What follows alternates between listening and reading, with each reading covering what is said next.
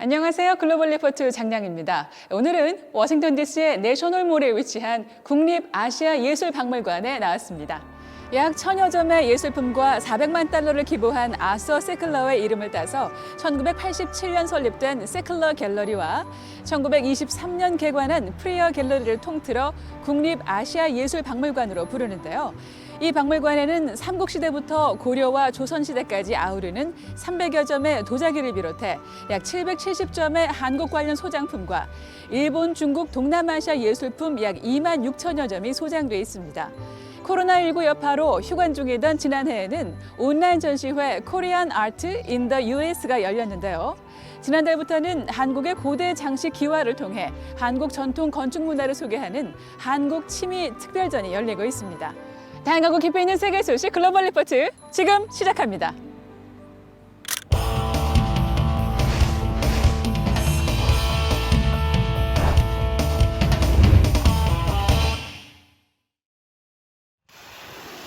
러시아가 약 40일 만에 우크라이나 수도 크이우에 대한 공습을 재개했습니다. 우크라이나 측은 지난 5일 러시아가 크이우와 교외 지역에 미사일 공격을 가했다고 밝혔는데요. 미국과 영국이 우크라이나에 장거리 로켓 시스템을 제공할 것이라 밝힌 직후 러시아의 공격이 이뤄졌습니다. 앞서 블라디미르 푸틴 러시아 대통령은 서방 국가들이 장거리 미사일을 지원한다면 그동안 공격하지 않았던 새 목표물을 타격할 것이라고 경고한 바 있습니다. 볼로디미르 젤렌스키 우크라이나 대통령은 항전 의지를 분명히 하며 전투가 치열한 남동부 전선을 찾아가 군 장병들의 격려를 이어갔습니다. 최근 미국 각지에서 총격 사건이 잇따르며 총기 규제를 강화해야 한다는 목소리가 커지고 있습니다. 4일 펜실베니아주 필라델피아 도심에서 일어난 총기 난사 사건을 포함해 지난 주말에만 미국 전역에서 다수의 총격 사건이 벌어져 수십 명의 사상자가 발생했는데요. 앞서 뉴욕 버팔로 슈퍼마켓 총기 난사와 텍사스 유벨디 초등학교 총기 난사에 충격이 채 가시기도 전이라 총기 규제를 촉구하는 목소리가 높아지고 있습니다. 조 바이든 미국 대통령은 최근 총기 참사와 관련해 현행보다 강한 규제가 필요하다고 강조했는데요. 이에 미국 하원이 8일 우리 아이들 보호법이란 이름의 총기 규제 법안을 통과시켰지만 공화당의 반대로 이 법안이 상원을 통과할 가능성은 낮은 것으로 관측됩니다. 보리스 존슨 영국 총리가 재신임을 묻는 투표에서 가까스로 살아남아 이번 주 주요 해시태그에 올랐습니다.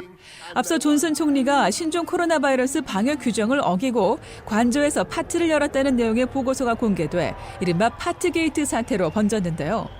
359명의 영국 집권 보수당 의원들의 당내 투표 결과 찬성 211명, 반대 148명으로 존슨 총리는 퇴진 위기를 모면하고 총리직을 유지할 수 있게 됐습니다. 당내 신임을 확인한 존슨 총리는 이제 국민을 위해 집중할 때라고 강조했습니다. 미국 질병통제예방센터 CDC가 원숭이 두창 관련 경보를 격상해 이번 주 주요 관심사에 올랐습니다. 지난달 초 영국에서 첫 발병 보고 후 미국을 포함한 29개 나라에서 1000명이 넘는 확진 사례가 보고됐는데요. CDC는 6일 이유를 알 수 없는 피부 발진이 나타나면 접촉을 피하고 보건당국에 연락을 취하라며 경보를 2단계로 격상한다고 밝혔습니다. 이어 지난 8일 한국도 원숭이 두창을 제2급 법정 감염병으로 지정했습니다.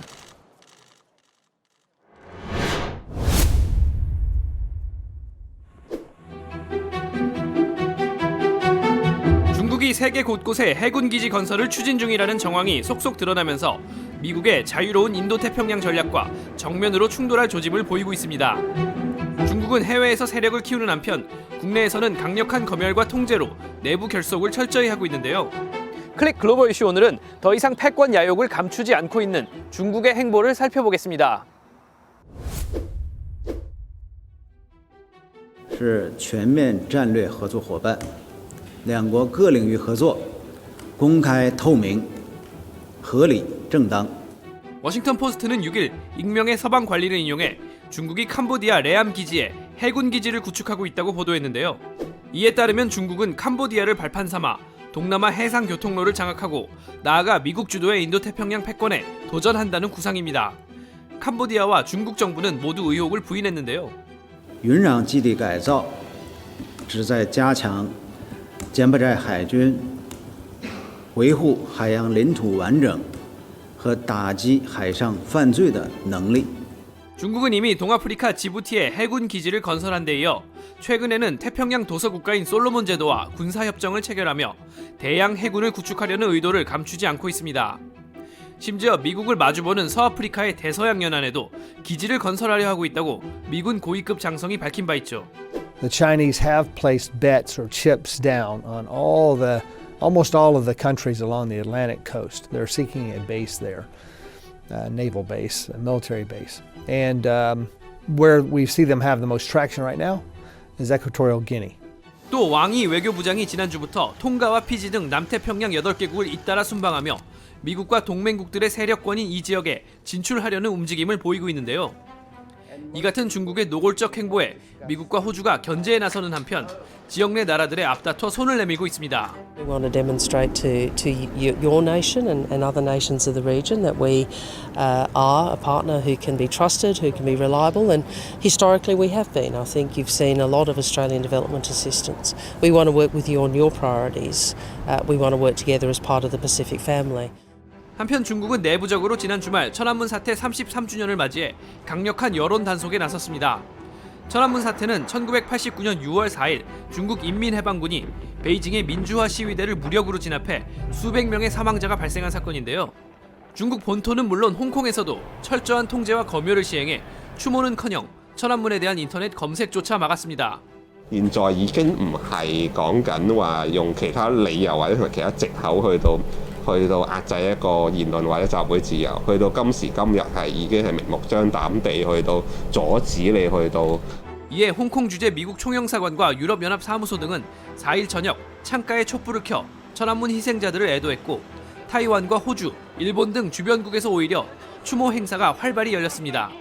미국은 국무장관 명의의 성명을 통해 우리는 천안문을 잊지 않을 것이라고 밝혔는데요.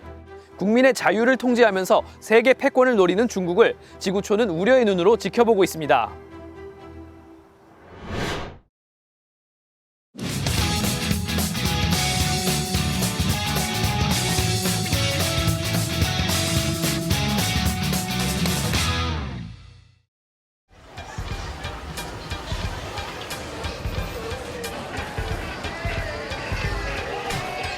It's a 95 town car, and I bought it from the first owner.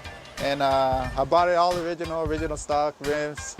When I was 19, 20 years old, I bought this one, and I've been fixing it since then. Lowriding started post-World War II when men in the United States really began this love affair with the American car.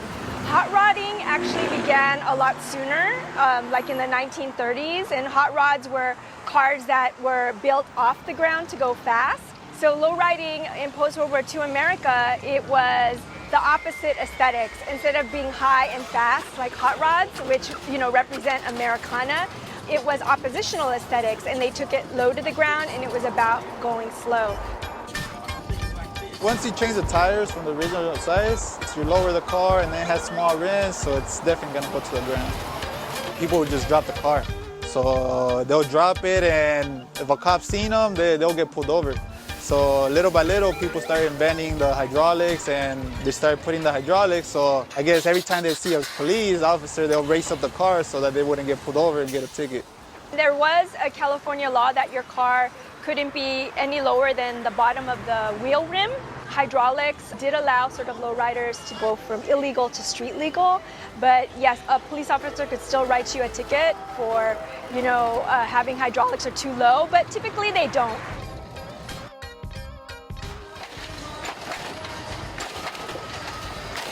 I'm not gonna say it's safe. It's not safe because once you're up in the air, you pretty much have no control of the front wheels, so you can't turn it. Once you come down on the floor, there's so much pressure that anything could break. Like you can see, right now I'm working on it because I was hobbing it last weekend. I was having too much fun. That's what happens. You burn stuff. The car, it becomes like an art object, right? It literally becomes an art object. To me, it becomes a moving mural. And I think we have to think about these cars as art objects as well. They have that practicality, right? Or being able to get you to cruise the boulevard, right? Or get you where you need to go as a car. But then they're also art. Lowriding culture today is very diverse. It's not just Chicano, there's African American, there's white, there's Asian. Lowriding is in Brazil, it's in Japan. Lowriding, I think, is something that obviously started in the United States, represents sort of American culture, but other cultures around the world are using lowriding to express their identity. If I were to sell it, I would want more than 20K. But honestly, like I said, I prefer not to sell it. Just I'd prefer just to pass it on to my kids and have them enjoy it.